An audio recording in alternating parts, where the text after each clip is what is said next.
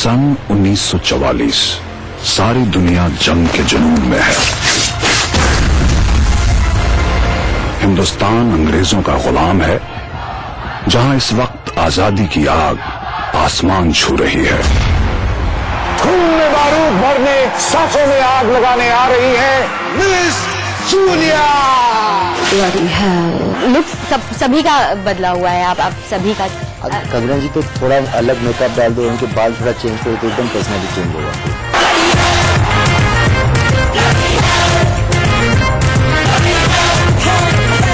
जमादार Nawab Malik miss Julia की जाती हिफाजत का ताबेदार। पिक्चर है 24 फरवरी को बिक रही है। चलो जल्दी, बहुत इंटरव्यूज कर रहे हैं। बिक रही है, हम बेच रहे हैं 24 को। टिकट खरीद लो एंड एंजॉय योरसेल्फ। इतना हिंदी पिक्चर दिखता है क्या? तुम्हें पता है ऊपर वाला खूबसूरत लड़कियों को इतना बेवकूफ क्यों बनाता है? क्यों? खूबसूरत यूं कि तुम जैसे लोग उससे मोहब्बत कर सके, और बेवकूफ कि वो तुम जैसों से मोहब्बत कर सके। ये इश्क है रे, ये इश्क है। 1944 का backdrop, world war 2, Vishal Bhardwaj का डायरेक्शन, एक इंटेंस और खूबसूरत सी लव स्टोरी और साथ ही बेहद टैलेंटेड और शानदार स्टार कास्ट। आप फिल्म समझ गए होंगे? मैं बात कर रही हूँ फिल्म रंगून की, और यहाँ हमारे साथ है पूरी स्टार कास्ट। मेरे साथ है कंगना, शाहिद एंड सैफ। आप सबका स्वागत है इंडिया न्यूज में। बहुत धन्यवाद। थैंक यू कंगना, क्योंकि सबसे पहले कंगना आपसे जानना चाहूंगी, क्योंकि एक लड़की साथ में 2 लड़के भी हैं और फोकस आप ही हैं उन दोनों का। दोनों ही कैरेक्टर्स कहीं ना कहीं इस जद्दोजहद में हैं कि अल्टीमेटली जूलिया टारगेट रहे या उसको हासिल कर सके। क्योंकि फिल्म पीरियडिक है, इस जमाने की नहीं है, क्या कुछ कैरेक्टर आपका कहता है जूलिया का? क्योंकि जितना मैंने अभी तक पढ़ा है ये नाडिया से इंस्पायर्ड है।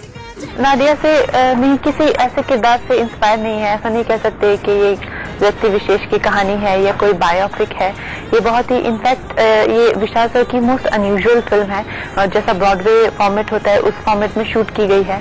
और जो बैकड्रॉप है वो रियल है, जो वर्ल्ड वॉर 2 जैसा हुआ था वो इवेंट्स ठीक है, लेकिन जो इन तीनों ये जो किरदार है ये बिल्कुल फिक्शनल है।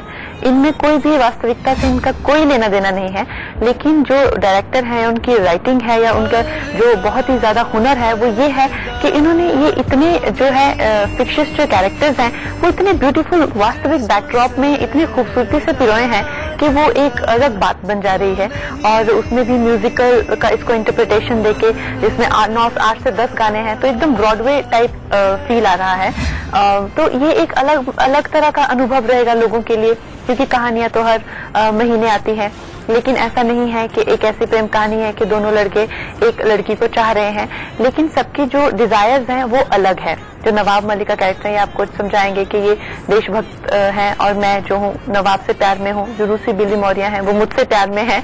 तो इस तरह की जो एक कॉन्टेम्प्रेरी डायनामिक्स है वो 1940 के वक्त में दिखाई गई है, इस बैकड्रॉप पे है।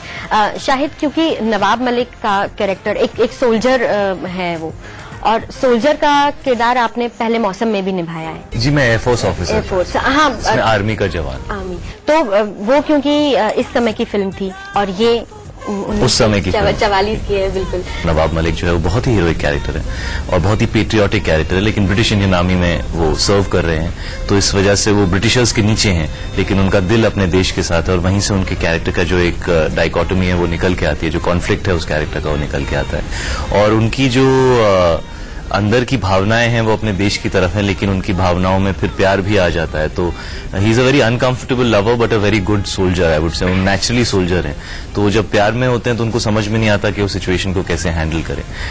बट या it's an amazing character. After कमीने एंड हैदर, ये तीसरा बहुत ही अलग सिलुएट विशाल सर ने मुझे एज एन एक्टर ऑफर किया, and I am very excited. 24 फरवरी को फिल्म रिलीज हो रही है। वेरी एक्साइटेड कि लोग नवाब मलिक, जूलिया, रूसी सबके लिए कैसे रिएक्ट करेंगे। बिल्कुल। सैफ, क्योंकि ओमकारा के बाद यानी लंगड़ा त्यागी के बाद ये आप विशाल भारद्वाज के साथ आप फिल्म कर रहे हैं, और आई एम श्योर कि जितना इंटेंस वो लंगड़ा त्यागी का कैरेक्टर था, ग्रे शेड्स थे उसमें, और अब जो रूसी का कैरेक्टर है वो भी ग्रे शेड्स में है। जी थोड़े से ग्रे शेड्स हैं, लेकिन आप उनको कंपेयर नहीं कर सकते। एक शेक्सपियरियन विलन है और एक कंटेम्प्रेरी लवर है, और प्यार में अगर दुश्मनी हो किसी से तो उसको माफ कर सकते हैं। इंडियन आर्मी जैसे शायद कह रहे थे, इंडिया था नहीं, ब्रिटिश इंडिया, अभी बोस साहब के नीचे INA जो जापान के साथ एक्चुअली एलाइड है, और इंडियन से लड़ रहे हैं, तो एक इंडियन सोल्जर एक दूसरे इंडियन सोल्जर को मारता है, पीटता है, लॉयल्टी की बात जब चलती है। तो I think that world is fascinating, but ultimately it's entertaining. कितना बेचें पिक्चर को, बहुत ही कमर्शियल, बहुत ही एंटरटेनिंग, बहुत ही लाजवाब पिक्चर है। 24 फरवरी को बिक रही है। चलो जल्दी, बहुत इंटरव्यूज करना है। बिक रही है, हम बेच रहे हैं 24 को। टिकट खरीद लो and enjoy yourself, take the family, take your mother, take your 24 फरवरी खत्म कर माइंड ब्लोइंग। आप लोग जो किरदार प्ले कर रहे हैं वो उसका लुक भी अलग है, और समहाउ उनके जो उनका जो परसेप्शंस है, या जो जिस तरह से वो अपने प्यार को या अपने इमोशंस को पर्दे पे ला रहे हैं, वो भी आई एम श्योर बिल्कुल अलग होगा। तो अपने कैरेक्टर को लेके क्या कुछ खास रिसर्च आपने किया? 1944 में एक्चुअली लोग बहुत ज्यादा इमोशनल हुआ करते थे, सेंसिटिव माहौल था। वर्ल्ड वॉर 2 में जैसा हम लोग समझ सकते हैं, जब छोटा हम लोगों ने भी कारगिल वॉर वगैरह विटनेस किए गए हैं, कितना भावुक सा वो वातावरण हो जाता है, और आप हर चीज को लेके एक्सट्रीमली सेंसिटिव हो जाते हैं। तो उस वक्त में जो है, जबकि वॉर्स काफी प्रिमिटिव हुआ करते थे, आजकल की तरह तो एक ही दिन में सब खत्म हो जाए, लेकिन उस वक्त पे वो लेकिन महीनों चल रहे हैं, और कई हफ्तों तक जो है वो सेंसिटिव एनवायरनमेंट बना हुआ है। तो उस एनवायरनमेंट में ये जो 3 किरदार हैं, इनको लिटरली वो जो इवेंट्स हैं वो ड्राइव कर रहे हैं। Also, I think लोगों के रिएक्शंस वही होते हैं। अगर किसी को प्यार है तो उतना ही प्यार होता है, अगर किसी को गुस्सा आता है तो उतना ही गुस्सा आता है। तो वो चीजें कंसिस्टेंट रहती हैं थ्रू आउट हिस्ट्री। लेकिन यंग जनरेशन को ऐसा कुछ नहीं है इस फिल्म में जो वो रिलेट नहीं करेंगे। अगर उनको मशीन गन्स पसंद है बच्चों को, अगर उनको यूनिफॉर्म्स पसंद है, और उनको ड्रामा पसंद है। इफ यू सी टाइटैनिक, वो बहुत इट्स अ पीरियड फिल्म, लेकिन उसके अंदर लव जो था वो, आई थिंक किसी भी फिल्म का जो एक इंटरप्रिटेशन होता है वो फिल्म मेकर के नजरिए पर डिपेंड करता है। और आई थिंक विशाल सर की सबसे बड़ी ऑडियंस आज की यंग जनरेशन है, बिकॉज वो अपने वक्त से आगे की फिल्में हमेशा बनाते हैं, और उनका हर चीज की तरफ नजरिया भी बहुत मॉडर्न और बहुत वेस्टर्न होता है। तो Rangoon is today's representation of that time. तो I think relatability factor Vishal sir की फिल्म के साथ नहीं होना चाहिए। And all characters in that time are forward-looking in his film. Nobody is like a retro kind of person. Julia's character is very modern-looking. Nawab's character is thinking about the future of India. Not sure about mine. Yours looks extremely modern and extremely suave. It's all good. Extremely intense and somehow violent also. Violent is the main thing. Yes, you need some violence for to. वो उसके प्यार करने का तरीका है, वो उसके express करने का तरीका है। उसको एक्चुअली मेकिंग लव दिखाया नहीं, but I imagine that would be quite violent also, right? अच्छा, लुक्स, क्योंकि लुक्स सभी का बदला हुआ है, आप सभी का। कंगना जी पे थोड़ा अलग मेकअप डाल दो, उनके बाल थोड़ा चेंज करो तो एकदम पर्सनैलिटी चेंज हो जाती है। और जैसे आई थिंक शायद ने कहा था एक इंटरव्यू में रिसेंटली कि अब पुराने जमाने में एक्टर्स, पुराने में रिसेंटली हम सब एक ही लुक रखते थे। शायद इतनी सारी फिल्में ऑन द फ्लोर, बहुत ज्यादा एक्सपेरिमेंट्स भी, और लोग डरते भी थे, कहते थे कि सुपरस्टिशियसली अगर आपकी एक फिल्म हिट होगी तो कुछ मत बदलो, बाल मत चेंज करो, अगर हो सके तो वही कपड़े पहने ज्यादातर, वे ऑफ थिंकिंग। लेकिन आजकल people want, obviously it's international thing, तो सबने एक अलग लुक किया है। कंगना ने, शाहिद ने, You had quite a few, ना? Weren't you a Sardar? जी, इनिशियली मैंने 3-3.5 महीने की दाढ़ी हो गई थी, बिकॉज विशाल सर चाहते थे कि शायद मेरा कैरेक्टर एक सरदार का कैरेक्टर हो, पहले वो सोच रहे थे, और लेकिन फिर एंड में उनको ऐसा लगा कि नहीं, नवाब मलिक का जो कैरेक्टर है वो एक मुस्लिम कैरेक्टर होना चाहिए। उसके पीछे भी बहुत अच्छी रीजन है, जब आप फिल्म देखेंगे तो आपको समझ में आएगा। तो बहुत सारी अलग अलग लुक्स विशाल सर के साथ हमेशा होती ही हैं, और तीनों की लुक्स आई थिंक बहुत ही अलग हैं। आज हम सब जो यहाँ बैठे हैं बिल्कुल भी वैसे नहीं लग रहे, तो लेकिन शायद फिल्म के दौरान कहीं इंजरीज भी आपको हुई, कई सीन्स में? जी, वो वॉर सीक्वेंसेस थे, काफी सारे एक्शन सीक्वेंसेस थे। तो जिस तरह की टेरेन पर हम लोग शूट कर रहे थे अरुणाचल प्रदेश में, जो जैसे मेरा इंट्रोडक्शन सीक्वेंस जो है वो एक वॉर सीक्वेंस है, तो वहां पे टेरेन जो थी वो काफी उबड़ खाबड़ थी, तो उस वजह से काफी चोट वोट तो लगती रहती है, वो होता रहता है, that's part of the job.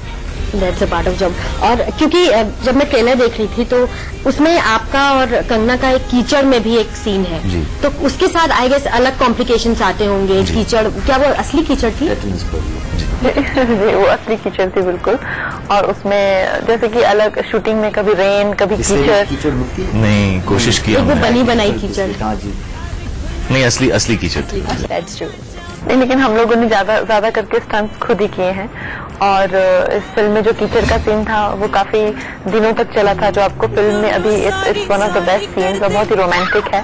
लेकिन वही एक अलग सिलुएट क्रिएट करके, एक अलग एनवायरनमेंट देके, और उस टाइम का जो एक रगेड और एक जो वक्त है, जो दो कैरेक्टर स्ट्रैंडेड है, उसकी जो एक पैशन है वो डिपिक्ट करना किसी फिल्म मेकर के लिए अपनी अपनी लैंग्वेज है, और उन्होंने इस लैंग्वेज में डिपिक्ट किया है, and I think it's commendable.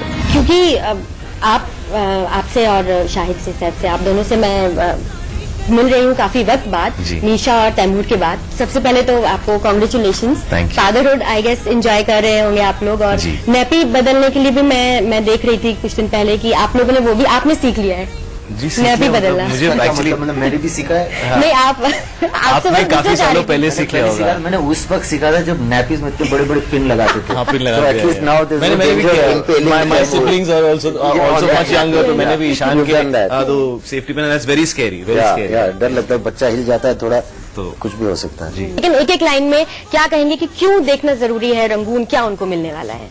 मैं कहता हूँ कि my co-stars are such wonderful actors, इन लोगों ने इतना अच्छा काम किया है, फिल्म बहुत अच्छी है। अब आप लोग फिल्म बहुत अच्छी, विशाल जी ने बहुत अच्छी फिल्म बनाई है, एक अमेजिंग प्रोडक्शन वैल्यू, एक सिनेमैटिक एक्सपीरियंस। और मैं कहूंगा कि जितने एंटरटेनिंग सैफ आज इस इंटरव्यू में रहे हैं और जितना उनका मूड चौपी रहा है, उतनी ही एंटरटेनिंग है रंगून 24 फरवरी को आपके थिएटर में।